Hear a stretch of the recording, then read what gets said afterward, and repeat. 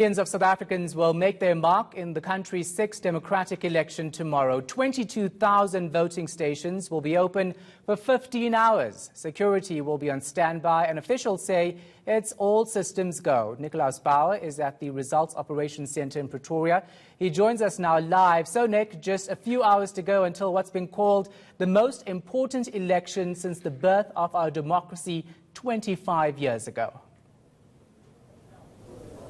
You would have thought that we're used to doing this thing by now. 6 down on the run now. The democratic election getting underway at 7 a.m. tomorrow. Karima Brown joining me live here from the Rock, the Results Operations Center here at the IEC headquarters for this election. And Karima, all systems go, but it doesn't mean that the drama is going to end here. This is where it really counts. People going out and making their mark electorally tomorrow. And there's going to be some battleground and flashpoints all over the country as political parties challenge each other for ascendancy.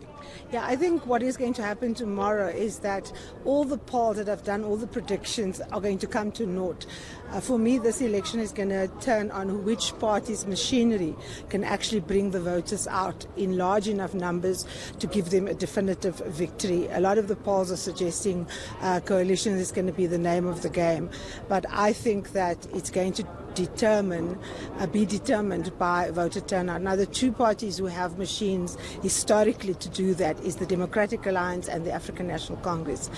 With state capture, the ANC has been weakened tremendously. In a place like Northwest, for example, the structures are virtually non-existent. You've seen the alliance, particularly the SACP, come to the assistance of those areas. So the ANC's machine is really going to be tested. They normally bring their voters out between 7 and 9, and then there's a rush of people who are coming from work. But because tomorrow is a holiday, I think they're going to do a lot. On Sunday at this Young Ngoba rally, I spoke with the Premier of Gauteng, and he was saying that their research is showing that they are in the lead. That research was done by Professor Everett at the University of Witwatersrand.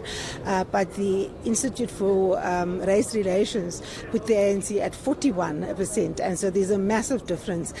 So it's all about tomorrow, Nick. Tomorrow is going to be the definitive day on which we're going to see how South Africans decide to actually vote. So whoever's got the best party machinery, who can commandeer the taxis, who can commandeer transport, get the people there with the right documents, those are the people that I think are going to be in the pole position. And of course, we're talking about those that are making their mark and the role that they'll have in forming the new government, but we also need to talk about those that aren't going to be making their mark. Not only those that have chosen not to register, but maybe even those that have chosen to register but will stay away. I think that's a critical question, Nicholas. Many people register, but a lot of people feel that very few parties represent them. You will see, for example, the EFF has acknowledged that it doesn't connect with women, for example, because of the misogynistic and kind of macho image that the organization is adopting. Its militarized forms of leadership and so on. With the African National Congress, many people want to vote for Cyril Ramaphosa, but they don't want to vote for the whole ANC. And with the Democratic Alliance, many people feel that the way in which Patricia was treated was terrible, but also that the DA has no identity. It doesn't know what it wants to be. Is it a truly liberal party, or is it a black alternative to the African National Congress? Many of its policy positions are very similar, and there's of course great differences, one of which is of course the position of the ANC vis-a-vis the DA on Israel and the struggle for free Palestine. And the Muslim vote in South Africa is really going to turn on that. You have seen people like Ibrahim Rasool and others really going out and talking about it. And as you know, our embassy has already been downgraded in Israel despite the lobby from the Jewish Board of Deputies and so on. And Musi Maimani's connection with that group and his trip to Israel is, I think, going to have an impact, because the ANC has seized on the affinity that a lot of Muslim communities in South Africa have toward a free Palestine as an issue to define it separate and different, from the Democratic Alliance. And then, of course, there's the EFF. They're the party that many people say will, make a lot of strides. But the research shows that in the coastal provinces, the EFF doesn't really do well. In fact, it does well here in Gauteng and so on. And of course, the issue of youth is a big thing. Now, young people are the largest demographic in the country, but are they registered to vote? And are they going to be making that effort to vote? That's the issue. The majority of South Africans that are eligible to vote are women.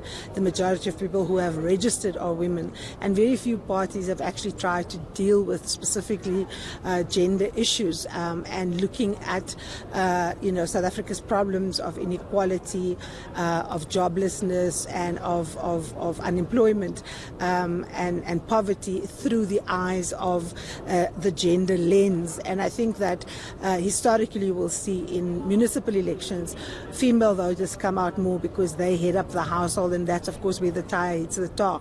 So I'm very keen to see how many women are actually going to turn up, considering that they are the largest demographic and they're the highest registered number as a demographic to vote tomorrow.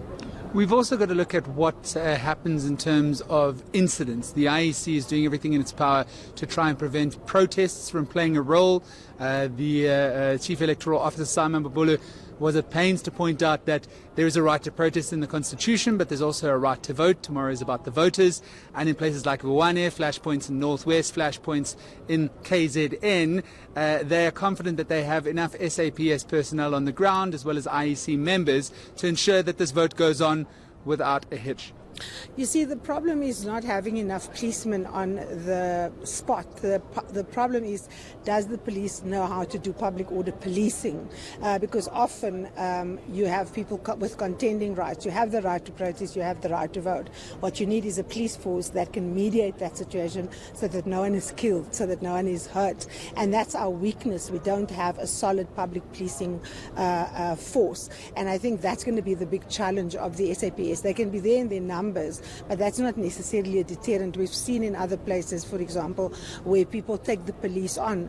The role of the police and the way in which the police conduct themselves tomorrow is going to say a lot about it, because obviously if the police is heavy-handed, then it's going to be difficult, and it's also potentially going to lead to violence. So the police has to be extremely mature. The orders that are given have to be very clear.